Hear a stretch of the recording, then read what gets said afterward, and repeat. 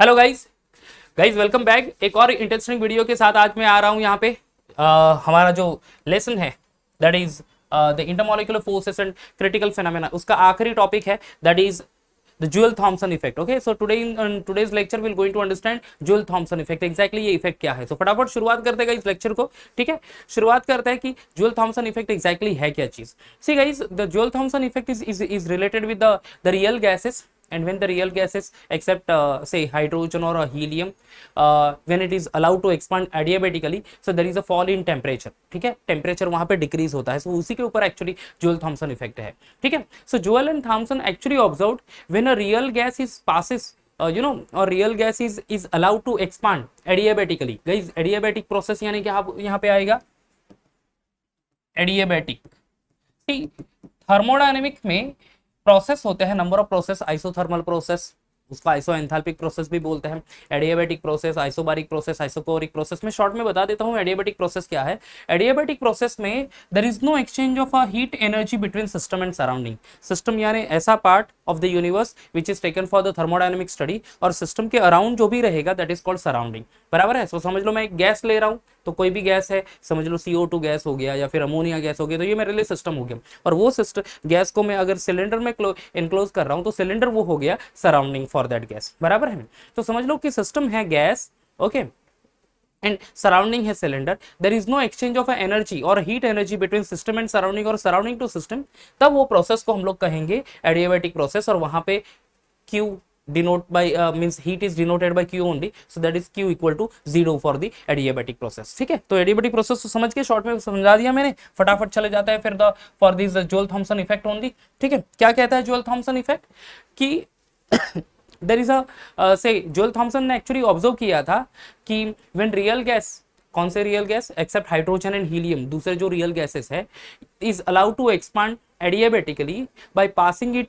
through a porous plug। okay, real gas को expand किया by passing it through a porous plug from a region of a high pressure to a region of a low pressure, there is a decrease in temperature। ठीक है, there is a decrease in temperature। अगर real gas को पास कर दिया, ठीक है, या फिर एक्सपांड कर दिया, allowed to expand adiabatically by passing it to the porous plug from a region of a high pressure to a region of a low pressure। ठीक है, expand हो गया from a region of a high pressure to the low pressure through the porous plug only, there is a decrease in temperature, temperature fall down होता है वहां पे। Okay, तो उस पर्टिकुलर इफेक्ट को जूल थॉमसन इफेक्ट कहते हैं। So उसका स्टेटमेंट कैसे लिखेंगे, we can say that this phenomena of lowering in temperature, ठीक है, the phenomena of lowering of temperature produce when real gas is allowed to expand adiabatically by passing it through a porous plug is known as Joule-Thomson effect। Understood? What is the statement of Joule-Thomson effect? The phenomena of lowering in temperature produce, ठीक है, phenomena of lowering in temperature produce when a real gas is adiabatically expand or real gas is allowed to expand adiabatically by passing it through a porous plug, that is known as Joule-Thomson effect। मैं statement लिख लेता हूं, the phenomena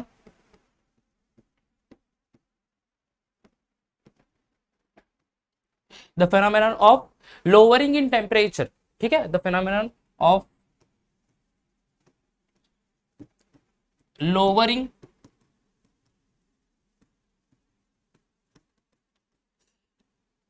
in temperature, ठीक है, temperature fall down होता है। so lowering in temperature when real gas produce, when real gas allowed to expand adiabatically,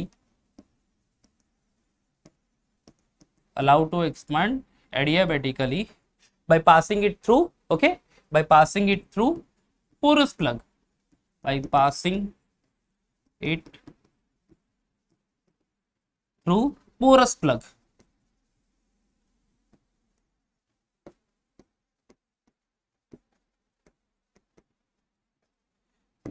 comma, there is a decrease in temperature।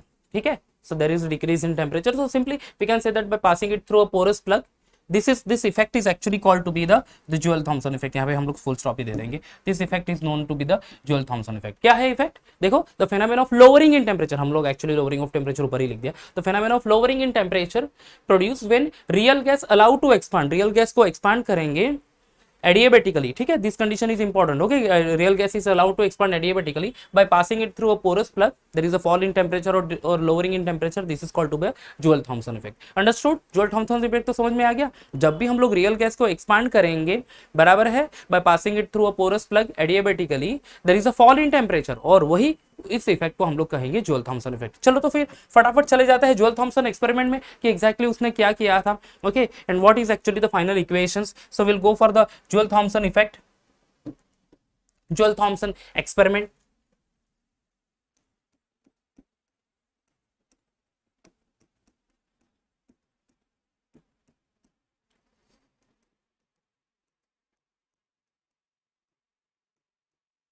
Okay, Joule Thomson experiment. Now here the Joule Thomson considered one tube, one insulated tube actually, एक insulated tube है which is divided from the center by passing in the it in porous plug only. तो मैं एक tube यहाँ पे draw कर रहा हूँ। See, this is a tube, एक समझ लो ये ट्यूब है जहाँ पे सेंटर पोरस प्लग है, ठीक है, this is the porous plug only. यहाँ पे मैं लिख लेता हूँ पोरस प्लग, ओके। तो ट्यूब को डिवाइड कर दिया दो पार्ट में by passing it by placing the porous plug in it, ठीक है। अब समझ लो ये मूवेबल पिस्टन है, ये वाला, this is A is the movable piston जो कि इनवर्ट डायरेक्शन में ये हो रहा है, and B is the movable piston, ये B which is outward direction में यहाँ पे एक ये हो रहा है, ठीक है। दिस ए एंड बी ये दोनों क्या है, पिस्टन है, फ्रिक्शनलेस पिस्टन जो कि एक्सपांड कॉम्प्रेस होंगे, बराबर है। यहाँ पे ये एक कंपार्टमेंट में प्रेशर P1, ये P2, यहाँ का टेम्परेचर है T1 और ये टेम्परेचर है T2। समझ में आ गया, प्रेशर P1, टेम्परेचर T2। अब यहाँ पे वॉल्यूम भी हमें कंसिडर करना पड़ेगा। समझ लो कि ये डिक्रीज हो गया, मैं थोड़ा सा अलग या इसमें बता देता हूँ, एंड इंक्रीज ऑफ वॉल्यूम, ये हो गया V1 और ये वॉल्यूम हो गया V2, चलेगा। तो ये हाईलाइट कर लिया हमने, ठीक है। So this is a insulated tube only, divide into two part by placing the porous plug, ठीक है। On the one side there is A is a frictionless piston, ठीक है। On the other side that is B which is again a frictionless piston only, ठीक है। Here the system is enclose, यहाँ पे gas है, बराबर है, having the pressure P1, यहाँ पे pressure P2, having the temperature T1 and T2, initial volume ये V1 एंड V2 है, वहाँ पे V1 of the first gas and then another compartment में जो वॉल्यूम है दैट इज V2। एक्चुअली वो जो कंप्रेस होगा वॉल्यूम एंड एक्सपांड होगा वो हम लोग यहाँ पे कंसिडर करेंगे V1 एंड V2, ओके। तो समझ में ये तो हो गया कि हमने गैस इनक्लोज कर लिया into this insulated tube only, बराबर। इंसुलेटेड ट्यूब क्यों रखा, क्योंकि एडियाबैटिक प्रोसेस है, no exchange of heat energy between system and surrounding to system, that's why adiabatic process है इसलिए, ओके। चलो ये तो खत्म कर लिया। तो यहाँ पे क्या होगा, when we move a piston in the upward direction, in the inward direction, यहाँ पे क्या हो रहा है, यहाँ पे गाइस कि रियल गैसेस है, ये जो रख दिया है हमने दोनों पोरस प्लग में and between the this one क्या बोल सकता है, पिस्टन ए बी के बीच में, बराबर है, at the two different temperature pressure, at the two different pressure, okay. ये P1 एंड P2 ये दोनों डिफरेंट प्रेशर है। Consider here P1 is greater than P2, ठीक है, P1 is greater than P2, high pressure lower pressure, ठीक है, दोनों different pressure है और P1 ज्यादा है कंपेयर टू P2, करेक्ट। अब real gas is allowed to expand adiabatically through a porous plug, correct, from high pressure region to a low pressure region, understood. In this case क्या हो रहा है, this real gas is allowed to expand, ठीक है, allowed to expand adiabatically from a high pressure region to a low pressure region. अब उसके लिए क्या करना पड़ेगा, अगर रियल गैस को एक्सपांड करना है from high pressure to low pressure, so what we have to do, for this purpose this piston A should move in invert direction only. Piston A जो है ये कहाँ पे मूव होना चाहिए, इनवर्ट डायरेक्शन में, यानी यहाँ पे कंप्रेशन होना चाहिए गैस का, ठीक है। If the piston A is move in invert direction, there is a compression of a gas, pressure will be increases, due to that pressure and at temperature T1 क्या हो रहा है, वहां पे some gases passing through the porous plug and it will enter into the another compartment, ठीक है। Gas यहाँ से पास हो जाएंगे through the porous plug and it will enter into the another compartment. अब वहां पे क्या हो जाएगा, due to this reason this piston, the piston B ये क्या होगा, ये आउटवर्ड डायरेक्शन में मूव होगा. Okay, here piston is moving in the inward direction. Understood? And due to that piston moving in the inward direction, pressure is increases altogether. Already pressure ज्यादा है और थोड़ा सा बढ़ जाएगा due to the compression of gas only. Gas passing through the porous plug come over here. Due to this one, what will happen? The piston B will move in a onward direction. तो याद रखना, piston A inward direction में move हो रहा है, piston भी outward direction में move हो रहा है. इनवर्ड डायरेक्शन में मूव हुआ, समझ लो यहां तक आ गया, तो गैस का प्रेशर ये रहेगा V1, ये जो लाइन ग्रीन कलर में दिखाई है मैंने. So this is up to this particular point piston is moving, A piston is moving over here, जो कि वॉल्यूम एक्सप्रेस करेगा सिस्टम का, दैट इज गैस का, रियल गैस का V1. एंड ये पिस्टन आउटवर्ड डायरेक्शन में मूव हो गया, तो फिर यहाँ पे up to this particular point piston is moving in the outward direction, piston B is moving in the outward direction, having the final volume of a real gas, that is V2. Understood? तो V1 and V2 ये क्या हो गया, these are the volume of the real gases after compression of a gas when the piston A moves inward and expansion of a gas when the piston B moves outward. समझ में आ गया guys? Understood? Okay अब ये दोनों process हुई है यहाँ पे, the both the temperature T1 and T2, ये टेम्परेचर T1 है, टेम्परेचर T2 है, this is both the temperature are measured over here. ठीक है, इन दिस के in the next case, okay, the temperature I will write over here, the temperature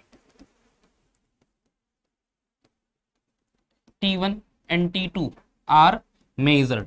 ठीक है, ये दोनों प्रोसेस हो गई. क्या प्रोसेस हो गई, देखो, see here, insulated tube, gas enclose किया है, दोनों साइड में मूवेबल पिस्टन है, पिस्टन ए पिस्टन बी बराबर है, pressure of the gas P1 P2, pressure P1 is more than the P2, temperature है दोनों का T1 T2 एंड वॉल्यूम आ जाएगा afterwards after compression and expansion. यहाँ पे गैस एक्सपांड हो रहा है फ्रॉम वन साइड, उसके लिए एक्सपांशन ऑफ गैस के लिए piston A moves in inward direction and due to that reason gas is passing through the porous plug and then goes into this next compartment where there is expansion of a gas and as the gas is expanded the piston B moves in the outward direction. When the compression is gas is done from the left hand side compartment, so the volume of the gas remains, that is V1, and expansion of a gas afterwards the volume of the gas will be V2. बराबर है. During this course, during the expansion of a gas, जब piston inward direction में ए जा रहा है और piston B outward direction में जा रहा है, there is expansion of a gas only. At that time what happen, temperature, both the temperature are measured. ठीक है, दोनों टेम्परेचर को मेजर कर लिया, that is T1 and T2 बराबर है. And it is observe that there is a fall in temperature observe. ठीक है, a fall in temperature observe.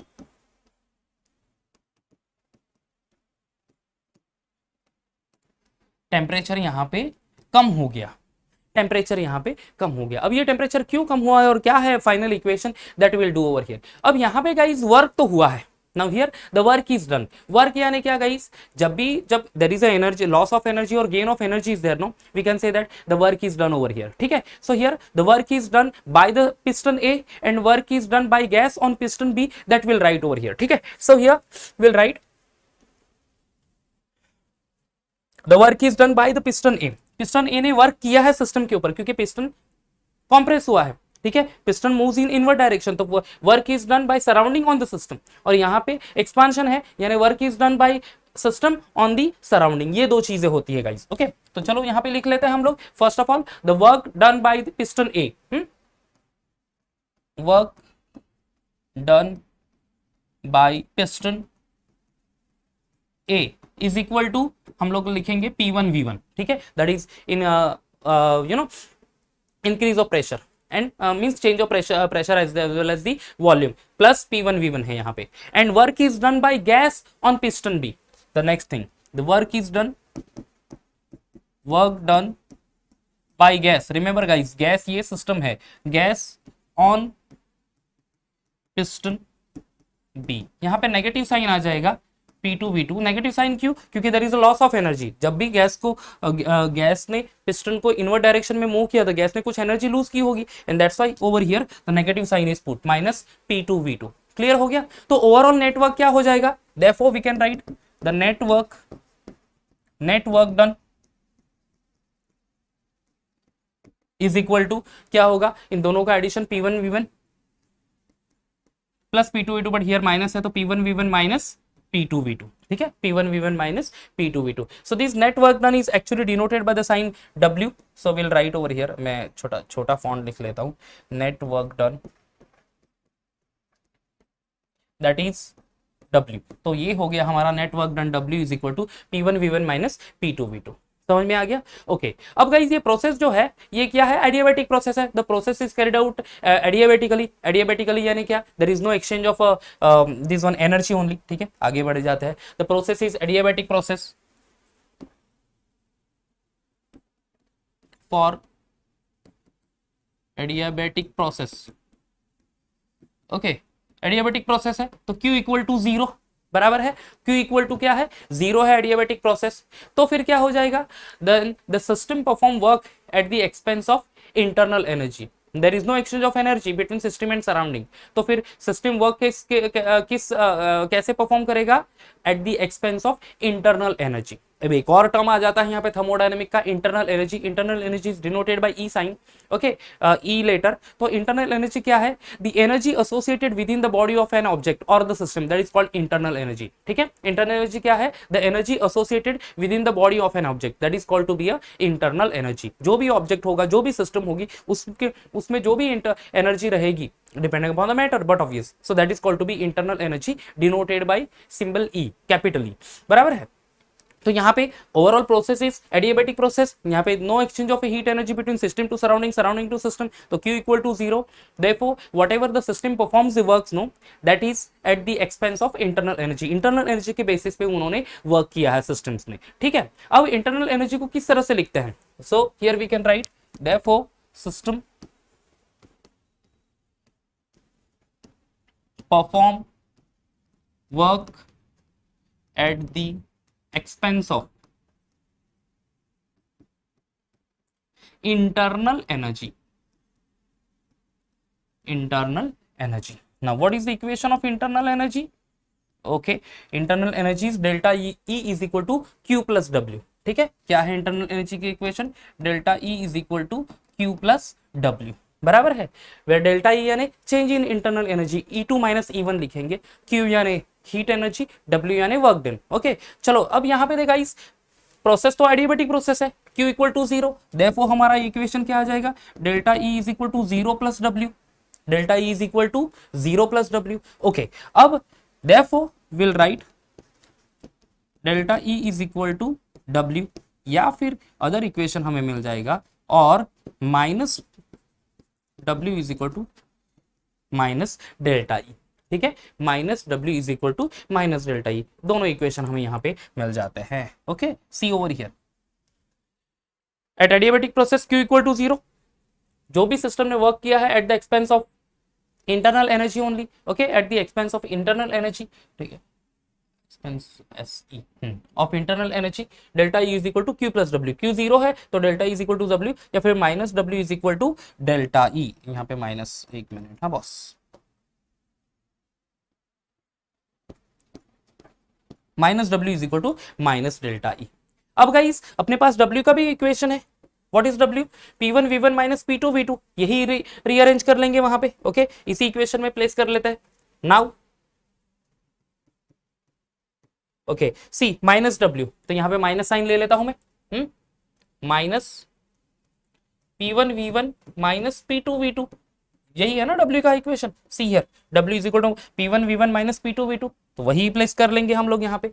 तो instead of W, P minus sign W, P1 V1 minus P2 V2 is equal to minus delta E। Delta E यानी क्या? E2 minus E1, तो यहाँ पे minus E2 minus E1। चलो इसको भी मैं ब्रैकेट में ले लेता हूं। अब इस पर्टिकुलर इक्वेशन को रीअरेंज करूंगा मैं। On rearranging, on rearranging the above equation, okay, इस पर्टिकुलर इक्वेशन को रीअरेंज कर लेंगे तो फिर क्या हो जाएगा? E2, ये E2 प्लस P2 V2 हो जाएगा। E2 plus P2 V2 that is equal to E1 plus P1 V1। ठीक है, E1 ये प्लस और ये इधर गया तो प्लस P1 V1। ठीक है, तो ये रीअरेंज को इक्वेशन मिल गया, E2 plus P2 V2 plus E1 plus P1 V1। अब गाइस यहाँ पे एक और टर्म आ जाता है, that is called enthalpy of the system. Now since यहाँ पे मैं लिख लेता हूं, ये तो इतना तो हो गया, दिस इज द एक्सप्रेशन। चलो ये तो कंप्लीट हो गया अपना। ओके, आगे बढ़ते हैं, फिर एक और स्लाइड ले लेता हूं मैं। ओके, आगे बढ़ते हैं। Since what is enthalpy? Enthalpy is the say a property depends upon the internal energy and the energy related with the pressure and volume. So हम लोग लिखेंगे since H is equal to E plus PV, H is equal to E plus PV, ठीक है। E stand for internal energy, PV यानी the energy related with the pressure and volume of the system, ठीक है। At the initial state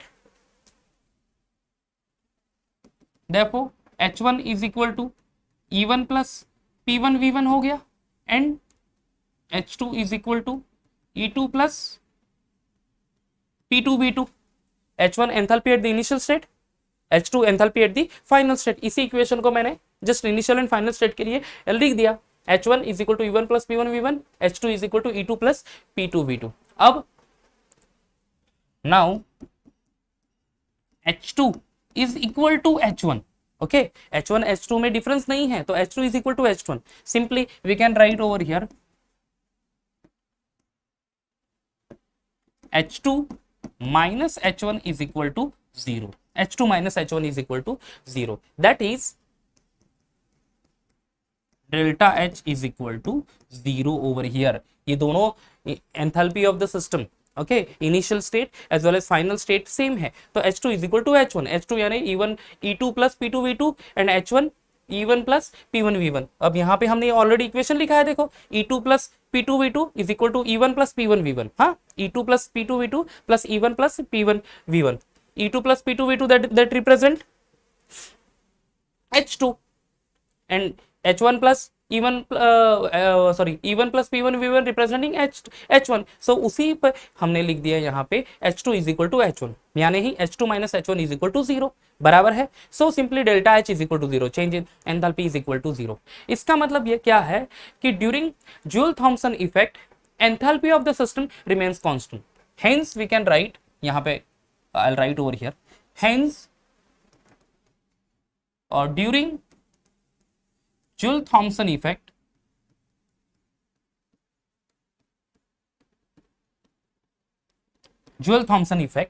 enthalpy of the system remains constant, ठीक है। enthalpy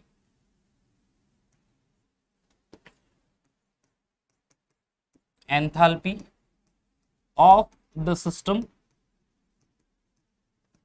remains constant, ठीक है। Enthalpy of the system remains constant, delta H equal to 0 है तो enthalpy constant हो गया, okay. Due to that reason we can write the Joule-Thomson effect is a isoenthalpic process, hence